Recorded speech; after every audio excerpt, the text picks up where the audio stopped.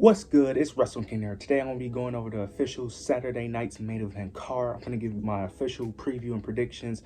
You guys let me know your opinions and thoughts down below. Make sure you like, comment, and subscribe. But yeah, I'm going to go ahead and jump straight into the review. The first match we start off with is the World Heavyweight Championship match between Rhea Ripley versus Nia Jax. This match got official on the recent episode of Monday Night Raw with Nia Jax attacking Rhea Ripley. Then later on in the show, Nia versus Bayley ended up happening with Nia Jax picking up the victory to build her up, and then Rhea Ripley ends up coming out. They end up brawling, and Rhea Ripley calls her out. This is basically we all know Rhea Ripley is easily retaining. She's not losing the championship after just going through that long feud with Liv Morgan. She just got it. She's not losing. I will say I am a bit confused because I don't understand why Nia Jax isn't going after Tiffany Stratton. I'm also a bit confused because Nia Jax is literally, outside of Bayley, she was the first woman to announce that she was going to be in the Rumble. So with her being in this match, it makes it even more predictable that she won't win because she declared herself for the Rumble. But if she was to win the match, she wouldn't be in the Rumble anymore. So I don't understand why did they have her declare just for her to be in this match when we know. Either way, it would have been predictable either way, but it makes it more predictable because she declared for the Rumble. Rhea Ripley is easily winning. Now, a lot of people are complaining that they're doing a rematch. I don't understand. They fought one time. like they fought one time. Like, I don't understand this. Like, they fought once. I don't understand the big deal about this. Like, let's just be honest. Who would you want her to face? Because Rhea Ripley is a babyface. She's not a heel. So she has to face another heel. She wasn't going to face Bayley, so let's get that out of the way. Like, who did you want her to face? PFC? Like there's nobody on Raw as a heel that makes sense to face Rhea Ripley. Like, I'm sorry. It just doesn't make sense. So, like, what other match did you guys want to see so badly? Like, either way, Rhea Ripley is going to retain either way. So I don't understand why people are complaining so much about this match, to be honest with you. Like, it is what it is. And plus, their match at Elimination Chamber last year, it was a good match. So I'm expecting the same. But yeah, I have Rhea Ripley retaining the Women's World Heavyweight Championship. The next match on the card we have is Jacob Fatu versus Braun Strowman. This is very interesting. This feud is basically built off of the feud that the Bloodline have with LA Knight, where the Bloodline ended up interfering in the Bloodline's the Bloodline interfered in LA Knight's United States Championship match. This caused Braun Strowman, I don't know why I said Braun Strowman to come out to help LA Knight because they was attacking him. This is gonna sound weird, but I do not care about this match because I just feel like that this is not gonna go anywhere because I don't see where this can really go if they continue this feud, because Jacob Fatu is currently in the Bloodline storyline with Solo. Solo lost the Tribal Combat match, and in the match, he literally said that if he loses, Jacob and the rest of, the Bloodline have to follow Roman. So where is that going? Because Roman has been on the show, so is Jacob going to do his own thing, or is he going to follow Roman and fall in line? Like, they still haven't been telling that story, so I don't know where they're going with that. Also, that's kind of why I'm like, I don't know where this can actually go. I think the winner will be Jacob Fatu, but part of me feels like this match is not even going to happen. I think what's going to happen is that during an entrance, one of their entrances, they just end up attacking each other and they just brawl. Kind of like what they did with Cody Rhodes and Randy Orton. Did that happen at Saturday Night's main event? No, that happened on some pay-per-view. I can't remember what pay-per-view it was, or maybe it was at Saturday Night's main event, where Cody and Randy was having a match, but the match actually never started because they ended up attacking each other during their entrance, and they ended up just brawling, taking each other out. I think it's going to be one of those moments. Now, it's either going to be a no contest where both men ended up, just being on the ground, laid flat, and they just call it off, or Jacob Fatu stands tall in the brawl. One of those things. But either way, Jacob Fatu is going to come out looking strong in this, and maybe they continue this. I don't see where they continue this. I wouldn't mind them continuing it because I think it could be somewhat similar to what they did with Bronson Reed and Braun Strowman. I just don't see them going to that extent because, like I said, Jacob is also in the Bloodline storyline with Solo, with Roman. And I'm assuming Roman is going to come back soon, especially after the Rumble. So I don't know where this is going to go, because I'm assuming Solo and Roman got to have another interaction, especially with him losing tribal combat. So they have to have the interaction eventually. So that's why I'm saying I don't know if this is going to be a continuation or a one-time thing. But Jacob Fatu needs to win this match. It makes no sense for Braun Strowman to even win this match. or it's going to be a disqualification of some sort and then they just brawl. But I have Jacob Fatu either winning or standing tall.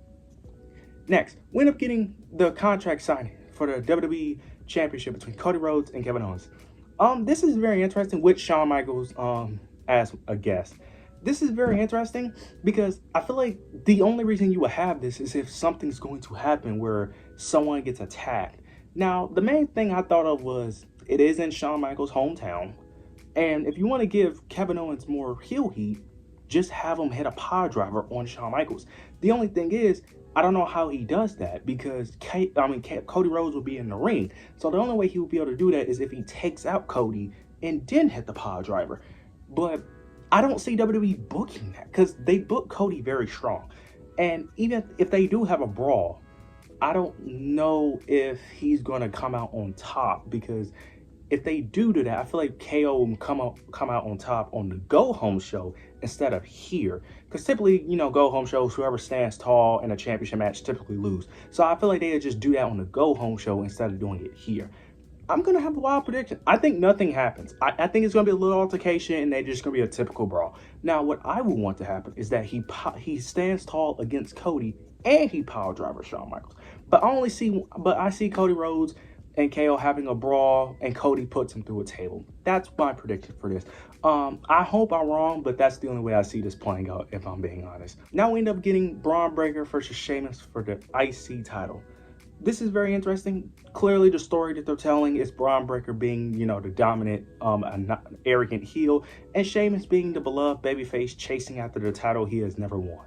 I'm just going to be very straight to the point. Braun Breaker is winning. The only reason I'm saying this is because I get Sheamus never won this title. I just think there's not enough build towards this match.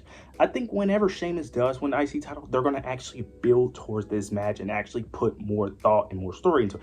I think they're going to drag this out to Mania. I think it only makes sense because there's no one else facing Braun Breaker for the IC title anyway, and they're not even booking Braun Breaker that much on Raw. So I think they're going to stretch this story out until WrestleMania, especially with the way they keep pushing Sheamus. I feel like if you're going to stretch out this IC title win for this long, you might as well just do it at Mania. Now, to be fair, it made sense when he lost those previous matches because he faced Gunther the previous time. So it made sense. I was on board with Gunther winning those matches, so it made sense.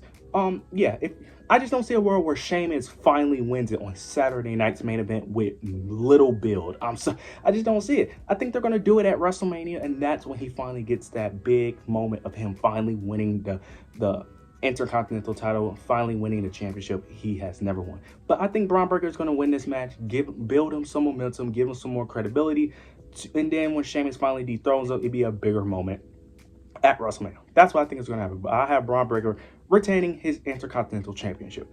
Now we get the main event. Gunther versus Jey Uso for the World Heavyweight Championship. This match right here, I'm excited for. Even though I feel like it's predictable, I am excited for this match. I like the story they've been telling, basically with Gunther saying that Jey Uso is not ready. Jey Uso is not his own man, and that Jey Uso constantly don't back up his words. He doesn't back up his words with his actions. And then Jey Uso telling the story of that he's trying to disprove Gunther. He wants Gunther respect, and that he's going to become the man that he's been saying that he is, which is main event Jey Uso.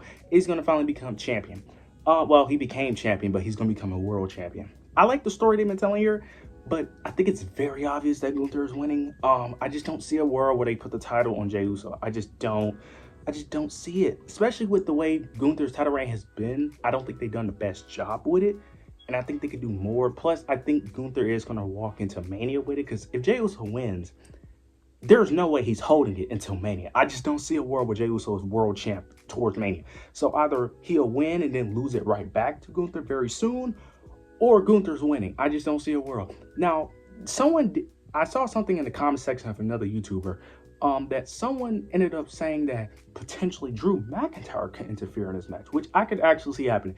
Jay's about to pick up the victory, but then Drew McIntyre pulls the ref out the ring, costing Jey Uso the match due to him losing.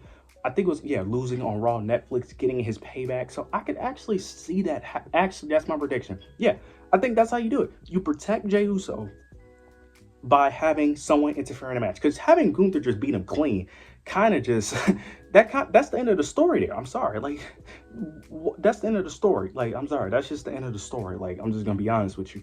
I wouldn't mind if they do this at Mania potentially, but I just don't see that going. But yeah, that's gonna be my prediction. Drew McIntyre interferes in the match, costing Jey Uso the match, and continue that story because Drew McIntyre is still going after the bloodline. So cost Jey Uso the match, and then Gunther ends up retaining. Yeah, so I have Gunther retaining the World Heavyweight Championship with the interference of Drew McIntyre.